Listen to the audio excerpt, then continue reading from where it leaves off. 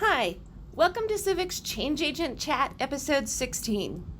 During these chats, we speak with change agents who are working to create a better healthcare system for us all. I'm Stephanie Spriggs with the Center for Improving Value in Healthcare, or as we like to call it, CIVHC. In this chat, Kari Degerness, CIVHC's Director of Healthcare Programs, is speaking with Kim Mooney, the founder of Practically Dying. Practically Dying is an end-of-life educational and support resource organization whose mission is to help people remember how to engage birth, life, and death as opportunities to live without hesitation and die without regret. During this chat, we'll learn the importance of engaging with death as a part of life and the different opportunities around Colorado to take the first step. We recorded this chat in March 2019. Thanks for listening and enjoy the chat. Well, thank you all for tuning into our Change Agent Chat. I'm Kari Degerness, the Director of Healthcare Programs here at CIVHC. Today we're featuring Kim Mooney, the founder of Practically Dying. Kim, thank you so much for joining us today. You're welcome. And I would love to just start off by having you introduce yourself and telling us what a thanatologist is. So I have been in end-of-life care for 26 years. I started with hospice when we were a we industry, way before we started dealing with partnering with the medical system. You know, we were this little weird thing off to the corner that where people got dropped off when they were dying. That's what we were. That was 26 years ago. And I got to grow with the industry. And then about 3 years ago, I broke away from hospice and started my own company.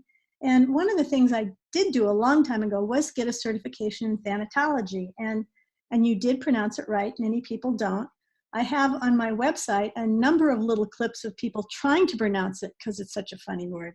It's a good conversation starter, but thanatology is the study of death and dying and grief in all of its aspects. So social, psychosocial, physical, concrete points of it. It's just a very broad study, and people don't get it. So I'm at a party and someone says, "You're a thanatologist. What does that mean?" And someone else entered, "Well, wait a minute, that means she works with dead things."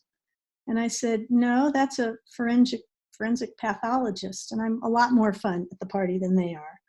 So trying to get people to understand anything about death besides the word death has been really, they're all good conversations opener, but pretty much what I am as an educator.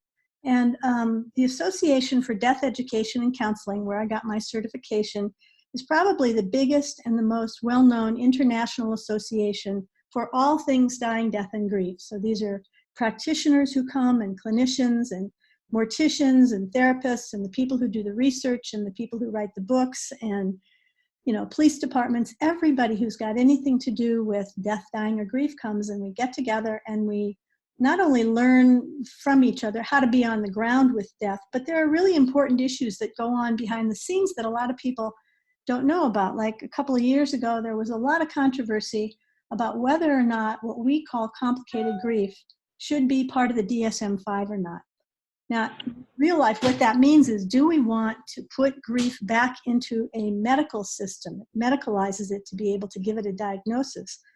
And that's really important for some people who need medical attention, who have clinical depression. But also, we're really trying to take death and grief not only out of the closet, but take them out of that medicalized mindset and let them be experienced and seen for as normal human experiences. So things like that go on a lot that the public doesn't know about, that for thanatologists, it's really important to understand how death and dying are being treated in the culture as well as what the experience is. Interesting. Mm-hmm. So it's much broader than what I even had a picture of, so that's fantastic. And you mentioned you started your own company, which is Practically Dying. Can you tell us about how and why you started that and what kind of goals you have for your organization through the work that you do? Sure. I was with hospice for 22 years, and it's fabulous work. But after becoming a thanatologist, really looking at all of those different aspects that were not covered by hospice, which is great for expected deaths and people who are dealing with very particular kinds of processes, I realized how much more there was that wasn't being addressed. And I was very lucky because I came into the industry at a time when we could do just about anything we wanted, as long as we were supporting the community. So I also helped develop one of the first interagency crisis intervention teams, the first one in Boulder County. So I was down at Columbine, not doing grief counseling, we were doing crisis intervention. And I also got to work a lot with different groups in the community. And so I really wanted to be able to do more than just hospice, and I don't say that lightly. I did not know what it was going to turn out to be, but I have worked with clients who are using medical aid in dying. I'm involved with a couple of bioethics committees. I was involved with the rollout of the medical orders for scope of treatment. I was able to take a lot of the experience, like developing bereavement programs or training grief group facilitators, adjunct faculty at universities. I've been able to roll all that into what's almost hard to describe, because I just say to people, if you're dealing with something unpopular and scary, just come and talk to me and I'll tell you what I know.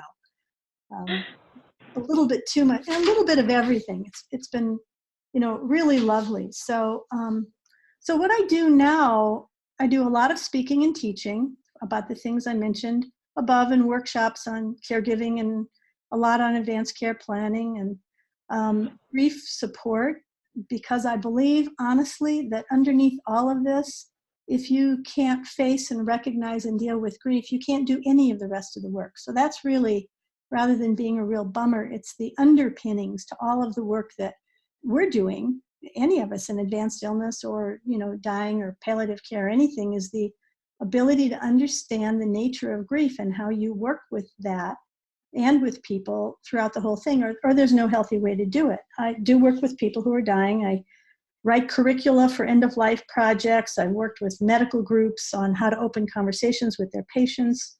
I've had a little radio and TV show, basically both focused on death. I've consulted with companies on working with grief in the workplace, and just got back from California working with a county mental health agency on how to get their staff, who are all in their early 20s, more comfortable dealing with dying clients. And in the middle of it, here's the most fun part, I've been involved with groups that get to create these incredible events. We had a group called Conversations on Death, and for 3 years, we put on an all-day seminar, and it sold out and got bigger every year. And we did sessions on spirituality and dying and death traditions around the world, and had a couple of doctors come in and talk about what happens to your brain when it's dying. So there's so much to learn that it's fascinating. It's not scary. It's all very fascinating. Yeah. Well, that's interesting, because we know that dying is inevitable. That's something that we know that everyone is going to experience at some point, and we're also going to experience loss in our lifetimes as well. But a lot of us are scared to talk about it and are truly afraid of death. And so I'm sure through that work you do a lot to help that perspective and work through those situations. But how do you get people to actually open up and talk about it and sort of take the fear out of the word death and dying?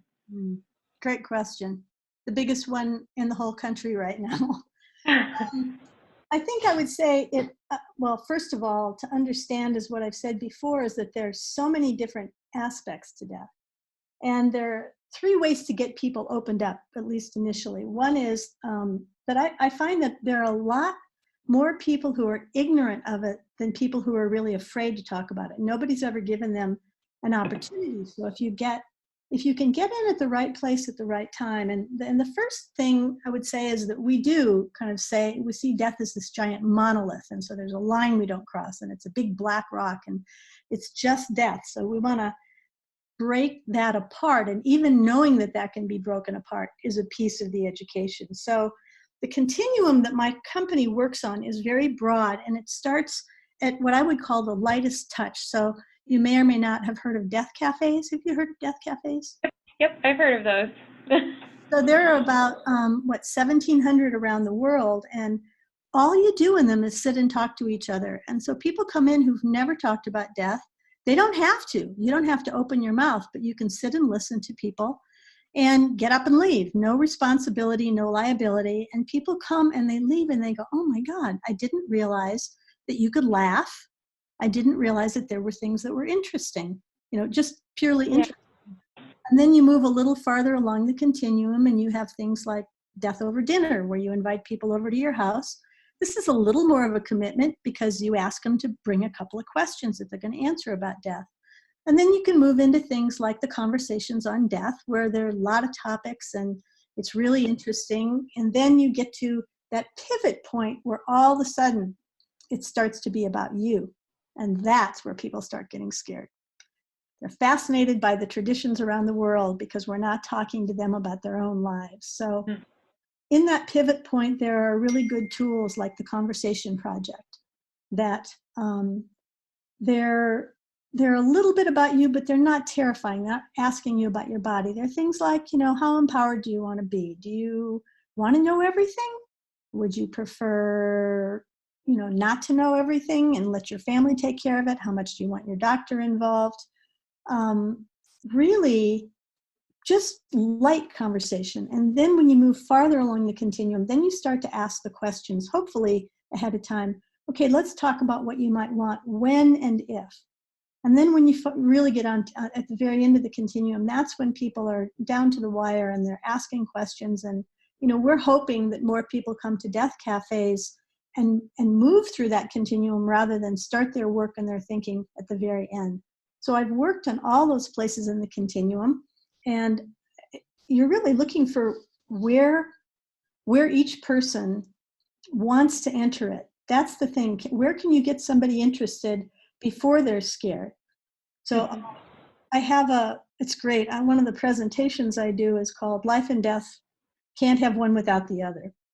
And it's pretty light, good topics, but really pretty light. And one of the things I bring up is that in Bhutan, they say that they have one of the highest, happiest quotients in the world.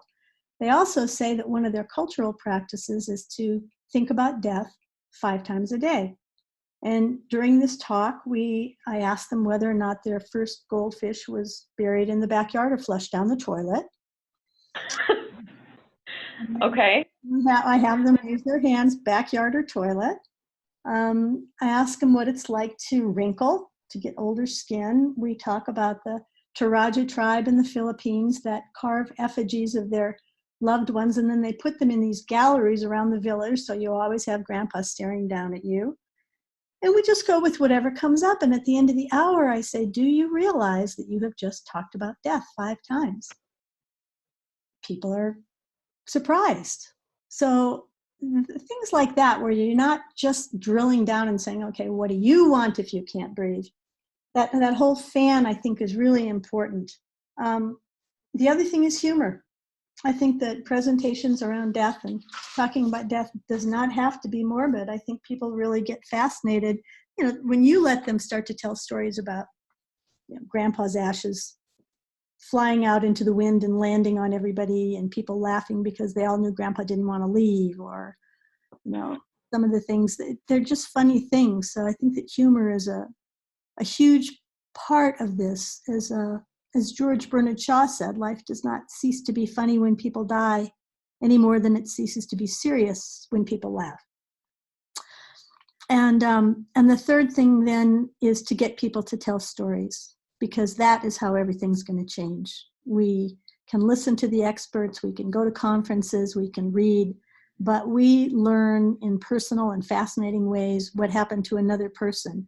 And that sets differently in us. Humans have told stories since the beginning of time. So, when we hear about each other's stories, it's a softer way to lose our fear. And physicians change their perceptions when patients tell them what's happening or what happened because of their interactions. Those are the impacts. Those make a point. So one thing I'll tell you, Mary Labiak, who was ED of the Hospice of the Florida Suncoast years and years ago, like 20 years ago, wrote a paper called The Experience Model, moving discussions at end of life from the disease-based model to a palliative care-based model. And one of the things we did that was really cool was we would sit in an IDT meeting in a hospice, and an IDT meeting is where the whole staff that's involved in that care with the doctors sit down and talk about where the patient is that week. What is the current status? And usually it starts out with a very medical piece, and then it kind of goes into what's next. But what she said was, let's stand up on two legs. So she had the physician stand up and say, here's what's going on medically with this person. And then she had the social worker stand up right next to him and say, and here's how the family's doing. And here's what the patient and I are doing. So she created this full-bodied story about what was happening to a person who was dying. And those kinds of things are, I think, what's going to change everything. Wow. Yeah, I don't think people realize how complex it is and how many things there are that go into this process. And I like your point on bringing in humor, because we often brought that in to care settings, and humor is okay in the dying process. And in fact, it's actually really beneficial to reflect back and think about the enjoyments and just have some humor built in, because it allows that grief process to ease up a little bit. So very interesting. Exactly. Well, you've touched on a couple of some of the impacts that you're making with how you're approaching your work, but what is the biggest impact that you want to make on society through what you do? I don't think anybody should get older or sicker or die terrified of what's going to happen to them. You know, we could be frightened or sorry or sad, but we shouldn't be terrified. I don't think that's natural. I think that's a product of our acculturation. I think it's not historically been our life situation, our human situation, but we are today terrified and paralyzed by it. And we don't have to accept dying with complete peace. You know, it doesn't have to be, you know, a soft room with light coming from the bed, but we do have to get used to it. We do have to get familiar with it so we can at least quit pretending it's not happening. I would love to be able to impact that part of our society, get rid of the terror so that we can live with it. You know, we're all going to be dealing with this, clearly. But if we could learn to live with it when we're not the ones dealing with it, then we would have a lot more bandwidth for other people. Because we can say dying is a sacred experience, we can say dying is normal, but when you're in the middle of going through it or you're losing someone, it is the most horrible thing in the world. Mm-hmm. And so what we want is we want to be strong enough to take care of those people and see their stories so that when it's our turn, other people can care for us, but we get it in our gut. And I would love to be able to help that happen. Wow. That's a hard thing to transition from. That's a big impact, but I think you're spot on. That's fascinating. So what do you think that community members and other healthcare organizations, what are you asking of them to maybe help get you to that goal and help your work? You know, I would like them to understand kind of what we've been talking about, that there are many more awarenesses and conversations to be had other than the direct discussions about your health goals or your advanced care planning.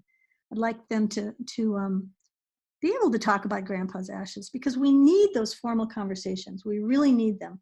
We need them earlier and we need them with more skill, but they are a tough place for a lot of people to start. So if we individually and organizationally could find ways to relate to all this outside of thinking in terms of, quote, best patient outcomes, because that's still about them. So I guess what I'm saying is we need to find our own experience in this. So medical groups that haven't encouraged their own employees to sit down and talk about even appointing a healthcare agent, not forcing them to do it, but to consider it as a core part of their professional education, they can't offer people the same patient-centered care if they haven't done their own exploration. So I would encourage everybody, and I help people do this because it's fun for me. But you know, the clinicians and even the administrators and colleges who have the hardest time supporting other people or knowing how to take the fear out of other people's experiences, 85% of the time, I think the primary driver is that they haven't done their own work. They haven't looked into their own loss history. They haven't been able to take it on their own. And I don't think you can talk to people about death and dying unless you're open to it. And most of us have had losses, and there's a lot of the top administration in almost every organization that won't deal with it because of their own history. So I'd like to see people take more of that on in kind of what I'm saying, non-threatening ways, but willing to take a deep breath and stay with it until they see that they're making a change. Wonderful. Well, Kim, this has been an amazing chat, and thank you so much for all the work that you're doing, because this is so critical, and I even took a lot away from today's chat, so I hope folks listening in also did as well. Is there anything else that you would like to share before we conclude today? Well, yes, actually, it's very exciting. I am writing a book about this spectrum. It's a light touch, but I can make serious topics light, which is a huge gift for what I'm doing. And the chapters are things like, when is dead dead? Does this skeleton make my butt look big? How can I die well if you won't let me wrinkle?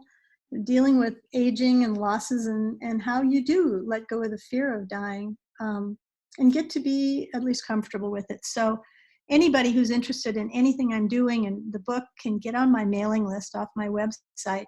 But my final message, I think, would be that doing this for all this time, facing death does not make you more fearful. It actually makes you bold. You don't waste time, and you aren't careless with people anymore. It's the greatest gift that we can have, is understanding our mortality. So in some ways, I think I have the most interesting and most rewarding work in the world, and I am fun at parties. Well, good. Well, thank you so much, and thank you to those who tuned in. We appreciate you taking the time to speak with us, and then the folks on the phone, thank you so much for listening. And we will conclude. All right. Thank you for inviting me.